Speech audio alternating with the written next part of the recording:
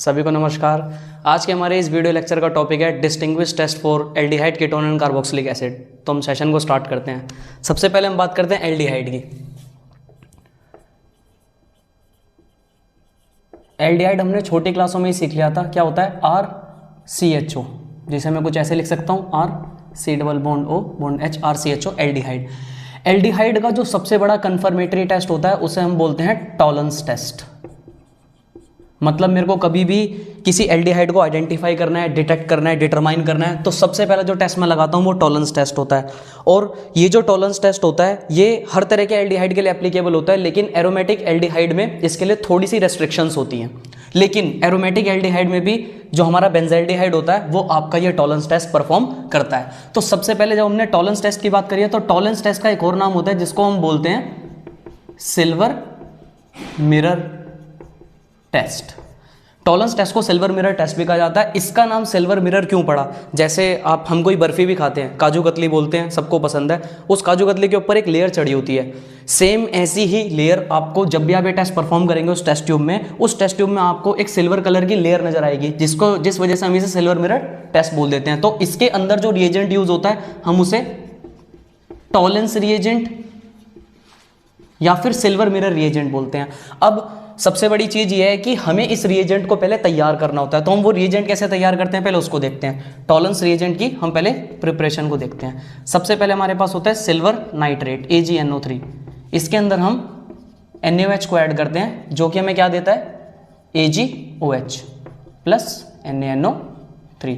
उसके बाद इस AgOH के दो मॉलिक्यूल्स का यूज किया जाता है।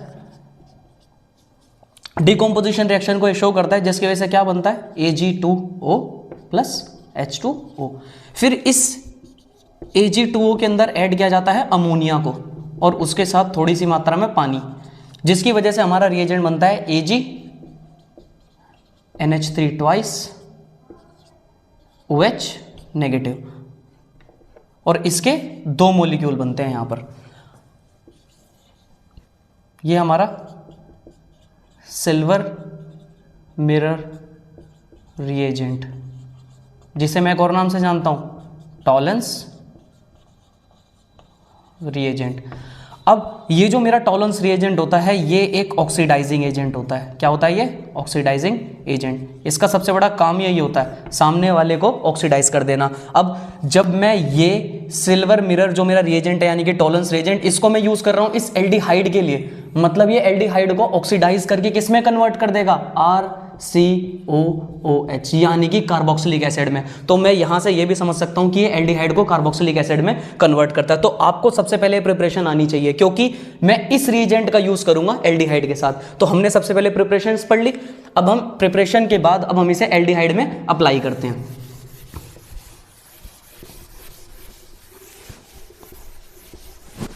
सबसे पहले मैंने एल्डिहाइड का मॉलिक्यूल लिया RCHO। इसके अंदर मैंने ऐड किया टॉलरेंस रिएजेंट।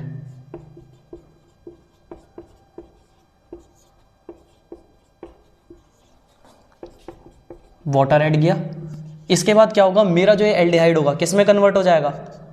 कार्बोक्सिलिक एसिड में। प्लस Ag निकल जाएगा बाहर। देख रहे हैं आप सिल्वर बाहर निकल गया है। फिर क्या बाहर निकलेगा? NH3।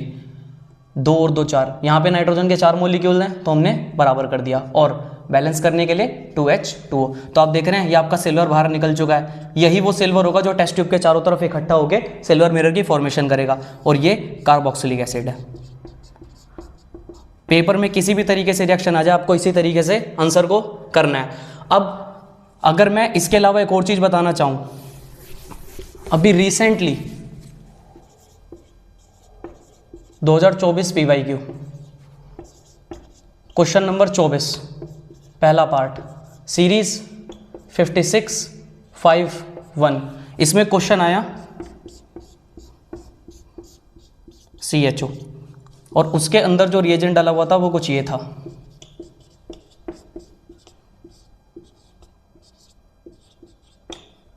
ट्वाइस नहीं भी लिखा हो तो भी बात सेम है।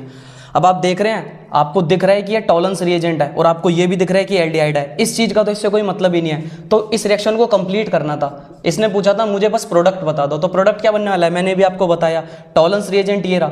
टॉलरेंस रिएजेंट जब किसी एल्डिहाइड के साथ मिलेगा तो वो एल्डिहाइड को ऑक्सीडाइज करके इसमें कन्वर्ट कर देगा, कार्बोक्सिलिक एसिड में। तो भाई सीधा सीधा यहाँ पे क्या आ जाएगा, COOH। और अगर आप इसे कार्बोक्सिलेट आयन बनाना चाहते हैं तो आप इस H को हटाकर इसके ऊपर नेगेटिव चार्ज भी जनरेट कर सकते हैं, आंसर सेम आने वाला है। तो मैंने आपको बता दिया ये क्वेश्चन, क्योंकि डिस्टिंग्विश टेस्ट के क्वेश्चन आपको हर जगह मिलेंगे, हर लेवल का एग्जाम दोगे डिस्टिंग्विश टेस्ट आएंगे, क्योंकि ये सबसे इंपॉर्टेंट माना जाता है। अब मैंने आपको एल्डिहाइड सिखा दिया, अब हम कीटोन की तरफ चलते हैं।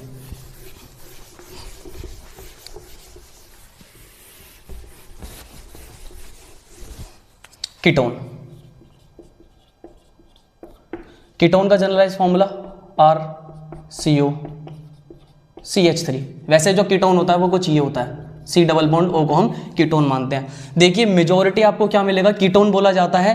कीटोन का जो सबसे इंपॉर्टेंट टेस्ट होता है वो होता है आयोडोफॉर्म टेस्ट। कौन सा होता है, आयोडोफॉर्म टेस्ट। इसके बारे में भी हम बात करेंगे, पहले हम कीटोन की बात कर लेते हैं। बोलते हैं बहुत सारी जगहों पे ऐसे बताया जाता है कि जो कीटोन होता है वो आयोडोफॉर्म टेस्ट देता है, लेकिन ये चीज़ कंप्लीटली गलत है। हमेशा जिन कंपाउंड के स्ट्रक्चर में मिथाइल कीटोन ग्रुप पाया जाता है सिर्फ वही आपका आयोडोफॉर्म टेस्ट देते हैं। मतलब आपको पहले वो स्ट्रक्चर बनाकर देखना है, उसके बाद आपको कंफर्मेशन मिलेगी कि हाँ ये आयोडोफॉर्म देगा कि नहीं। एग्जांपल के लिए मैं आपको बताना चाहूँ, मेरे पास है पेंट-2-1 वर्सेस पेंट-3-1। अब आप देख रहे हैं दोनों ही कीटोन है, लेकिन इनमें से एक आयोडोफॉर्म टेस्ट देगा और एक नहीं देगा। CH3 CH2 CH2 CO CH3। और अगर मैं इसको बनाना चाहूँ तो ये कुछ कैसा दिखेगा, CH3 CH2 CO CH2 और CH3। अब आप देख रहे हैं यहां पर तो मिथाइल कीटोन ग्रुप आ गया और यहां पर मिथाइल कीटोन ग्रुप नहीं आया, मतलब ये आयोडोफॉर्म टेस्ट नहीं देगा और ये आयोडोफॉर्म टेस्ट देगा। तो मैंने आपको एग्जांपल्स यहाँ पे बता दिया कि सारे के सारे कीटोन आयोडोफॉर्म टेस्ट नहीं दे सकते। अगर आयोडोफॉर्म टेस्ट चाहिए तो उसके लिए किसकी प्रेजेंस जरूरी है, मिथाइल कीटोन ग्रुप की। अगर मिथाइल कीटोन ग्रुप होगा तो आयोडोफॉर्म टेस्ट आएगा, वरना नहीं आएगा। अब मैं आपको आयोडोफॉर्म की रिएक्शन एक्सप्लेन कर देता हूँ। आयोडोफॉर्म के लिए सबसे पहले मैंने RCOCH3 को लिया। अब इसके अंदर आयोडोफॉर्म रिएजेंट जो होता है हमारा, उसमें I2 और NaOH ये मेन रिएजेंट है। अगर कभी भी कोई मिथाइल कीटोन ग्रुप पाया जा रहा है उसके साथ अगर आयोडीन आपका I2 और NaOH रिएजेंट पाए जा रहे हैं स्ट्रॉन्ग बेस, तो इसका मतलब है वो आपसे आयोडोफॉर्म रिएक्शन ही मांग रहा है। और आयोडोफॉर्म टेस्ट में जो सबसे मेन चीज बनती है वो होता है हमारा CHI3 का येलो प्रेसिपिटेट। जैसे हमने टॉलरेंस में पढ़ा, वहां पे जो सबसे इंपॉर्टेंट चीज बन रही थी वो क्या था, दो चीज हो रही थी, एक तो सिल्वर मिरर बन रहा था Ag, और दूसरा जो आपका वो था RCHO ग्रुप, वो किस में कन्वर्ट हो गया, RCOH में।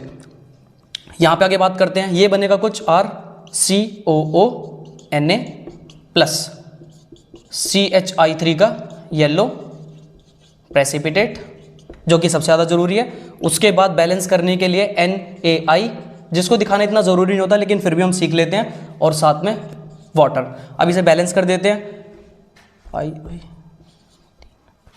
3 4 और यहाँ पे 3। अब ये बैलेंस हो चुका है। सबसे इंपॉर्टेंट चीज है ये CHI3 का येलो प्रेसिपिटेट बनेगा। ये सबसे कॉमन रिएक्शन होती है। वो आपसे कोई भी कीटोन पूछे, आपको बस R की जगह वो कीटोन या स्पेसिफिक सब्सटेंस जो भी हो दे रहा है आपको वो लगाना है। रिएक्शन बिल्कुल यही रहने वाली है, यही CHI3 का येलो प्रेसिपिटेट बनेगा, यही CONA होगा, यही NaI होगा और यही वाटर होगा। रिएक्शन बिल्कुल सेम रहने वाली है। ये हमारा आयोडोफॉर्म टेस्ट का है। मैंने आपको बता दिया CHI3 का येलो प्रेसिपिटेट बनता है, जो कि सबसे इंपॉर्टेंट चीज इसमें यही है आयोडोफॉर्म टेस्ट में।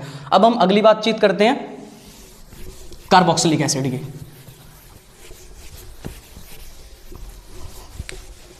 कार्बोक्सिलिक एसिड,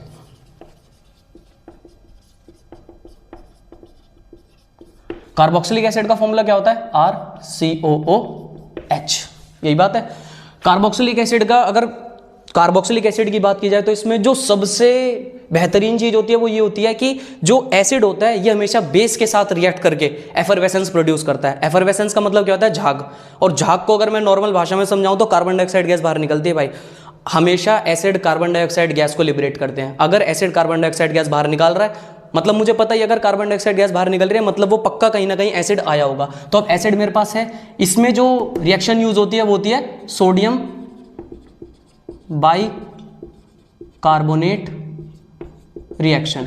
मतलब मैं अपने एसिड को किससे रिएक्ट करा दूंगा, RCOOH को रिएक्ट करा दूंगा मैं सोडियम बाई कार्बोनेट, जिसे हम सोडियम हाइड्रोजन कार्बोनेट भी कहते हैं। क्या होगा, RCOONA, तो सीधा सीधा बाहर निकल जाएगा, बचा क्या, H और H कितने हो गए, 2, इधर से एक ऑक्सीजन और बाहर क्या निकल गया, कार्बन डाइऑक्साइड निकल गया एफरवेसेंस बाहर। जैसे ही एफरवेसेंस बाहर निकल जाएगा मतलब CO2 लिबरेट हो जाएगी, मैं समझ जाऊंगा कि भाई एसिड रिएक्ट कर गया मेरे बेस के साथ। ये इसका कंफर्मेटरी टेस्ट है। अब अगर पेपर में इससे रिलेटेड कोई भी क्वेश्चन आता है, कोई भी क्वेश्चन, आपको यही करना है, बस आपको देखना है कि R की जगह लगा क्या है, क्योंकि COH ग्रुप तो कंपलसरी रहेगा। मैं आपको कुछ एग्जांपल से समझाता हूं, मेरे पास कुछ एग्जांपल हैं इससे रिलेटेड जो कि पेपर में काफी ज्यादा पूछे गए हैं। सबसे पहला क्वेश्चन मैं बताता हूं, बेंजल्डिहाइड वर्सेस बेंजोइक एसिड, सबसे ज्यादा पूछे जाने वाला क्वेश्चन है भाई, अच्छे से समझना है इसको। बेंजल्डिहाइड का फॉर्मूला क्या होता है, CHO। बेंजोइक एसिड का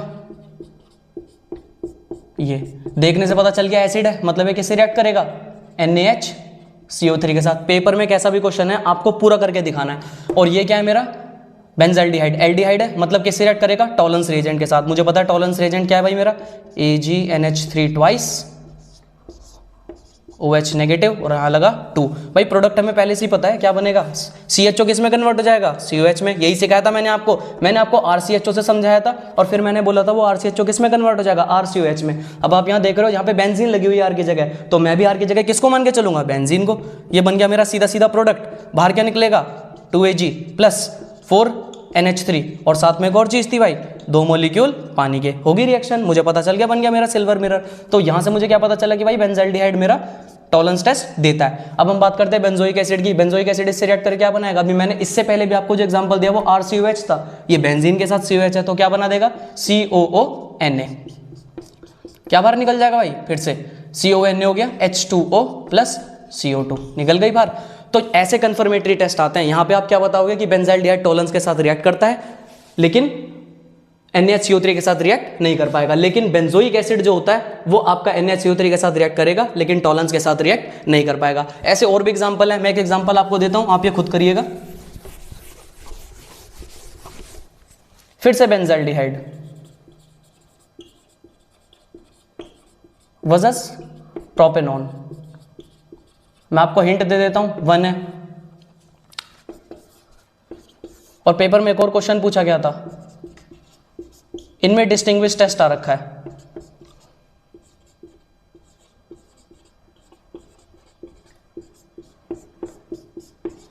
इनको करके देखिएगा एक बार आप। बाकी ये हमारे जो थे डिस्टिंग्विश टेस्ट थे एल्डिहाइड कीटोन और कार्बोक्सिलिक एसिड के। नेक्स्ट सेशन में हम अगले डिस्टिंग्विश टेस्ट लेके आएंगे। Thank you very much.